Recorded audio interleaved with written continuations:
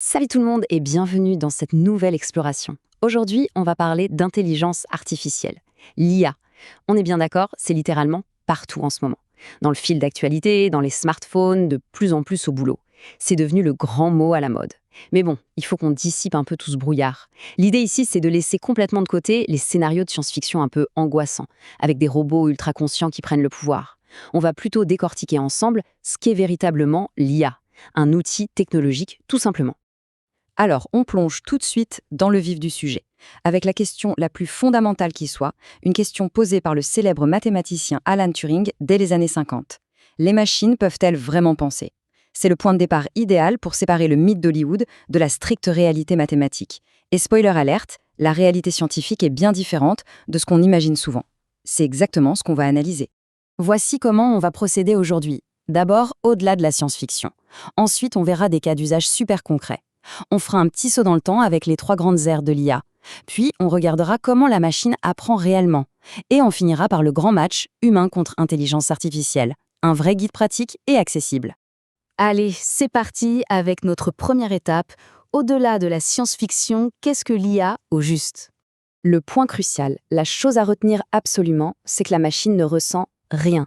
L'IA, c'est un ensemble de technologies et de programmes informatiques capables d'exécuter des tâches qui, si c'était nous qui les faisions, demanderaient de la réflexion, de la logique ou de l'apprentissage.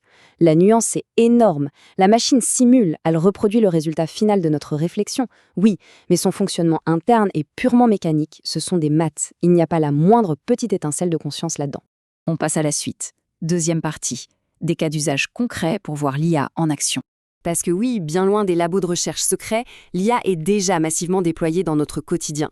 C'est elle qui fait de la traduction instantanée de textes pour faire sauter la barrière de la langue en un clin d'œil, c'est elle qui analyse les capteurs à toute vitesse pour faire rouler les voitures autonomes, c'est encore elle qui rédige des brouillons d'email à notre place ou qui déverrouille nos téléphones avec la reconnaissance faciale. En fait, l'important ici, c'est de voir à quel point ces algorithmes sont intégrés dans nos routines. Ils travaillent en coulisses, de façon ultra pratique, pour nous assister en permanence. Ce qui nous amène à notre troisième point. Les trois grandes aires, une brève histoire de l'IA. Pour comprendre comment on a pu atteindre un tel niveau technologique, il faut faire un petit flashback. Tout se résume en gros à trois grandes périodes. D'abord, les origines dans les années 50, avec Turing et la conférence de Dartmouth. À l'époque, on codait des règles logiques à la main, genre si A, alors B. Ensuite, c'est le coup de froid. Entre les années 70 et 90, on traverse ce qu'on appelle les hivers de l'IA. Les ordi n'étaient pas assez puissants, l'argent s'est évaporé et le doute s'est installé. Et puis, boum! Depuis les années 2010, c'est l'explosion moderne. L'arrivée d'Internet a fourni des océans de données. On a couplé ça avec des processeurs surpuissants et la machine a pu commencer à apprendre seule, à une vitesse dingue. C'est ça qui nous a propulsés dans l'ère de l'IA générative, comme Gemini. Mais alors, comment ça marche sous le capot? C'est notre quatrième partie, comment les machines apprennent, à travers trois concepts clés. Ce qui est super intéressant avec le premier concept, le machine learning ou apprentissage automatique, c'est la différence énorme avec la programmation traditionnelle.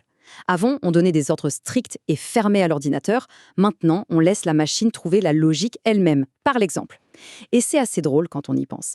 Un enfant, on lui montre un chat une fois ou deux, et c'est bon, il a compris. La machine, il faut lui faire ingurgiter 10 millions de photos de chats juste pour qu'elle capte à quoi ressemblent des moustaches. C'est un peu absurde, mais c'est comme ça qu'elle fonctionne. Elle a besoin d'une montagne de données pour que ses modèles statistiques détectent enfin des motifs. On est vraiment à des années-lumière de notre cerveau. Le niveau du dessous, c'est le deep learning ou apprentissage profond. C'est une sous-catégorie du machine learning qui utilise une structure informatique qu'on appelle des réseaux de neurones artificiels. Alors oui, ça s'inspire très grossièrement du cerveau humain. Mais attention, ça reste des maths pures. Sauf que, grâce à cette architecture en couche profonde, le système arrive à digérer des données hyper complexes, comme le son d'une voix humaine ou le mouvement dans une vidéo. Et c'est cette architecture profonde qui a permis de créer la troisième étape, les LLM, les grands modèles de langage. C'est la technologie derrière les outils modernes. Le principe donne complètement le vertige. L'IA a littéralement lu et ingéré une quantité astronomique de textes issus d'Internet. En digérant tout ça, elle est devenue une experte absolue en probabilité. Notre source l'exprime d'ailleurs parfaitement. La machine est capable de deviner, mot après mot, quelle est la réponse la plus logique et la plus fluide. C'est fascinant. Quand on a une conversation qui paraît super naturelle avec un LLM, la machine ne fait preuve d'aucun vrai raisonnement. C'est une devinette probabiliste extrêmement avancée. C'est presque magique de se dire qu'une équation mathématique arrive à calculer le prochain mot le plus probable pour imiter un dialogue humain à la perfection. Et ça illustre brillamment notre dernière partie. Humain contre intelligence artificielle, le contraste final. Parce que les différences sont tout simplement irréconciliables. D'un côté, on a la machine. Son monde, c'est les mathématiques, les probabilités, le traitement de milliards de données pour créer une incroyable simulation. Mais ça s'arrête strictement là. Et de l'autre côté, l'humain. On possède de véritables émotions, une intuition forte, une conscience de soi et cette capacité magique d'apprentissage organique à partir de 3 fois rien. L'IA est géniale pour manipuler des tonnes d'informations, mais elle est totalement vide des caractéristiques qui définissent la vie. Pour résumer le cœur de notre guide pratique d'aujourd'hui, l'IA, ce n'est pas de la magie. Derrière toute la hype et la révolution générative, il y a simplement des mathématiques très complexes, une puissance de calcul gigantesque et des océans de données. Tout cet attirail ne sert finalement qu'à une seule chose, imiter avec précision notre propre raisonnement. Ce qui nous amène à cette réflexion finale assez captivante. Si les machines deviennent de plus en plus douées pour simuler la logique et automatiser des tâches complexes, que réserve l'avenir à l'intuition humaine dans ce monde piloté par les données ?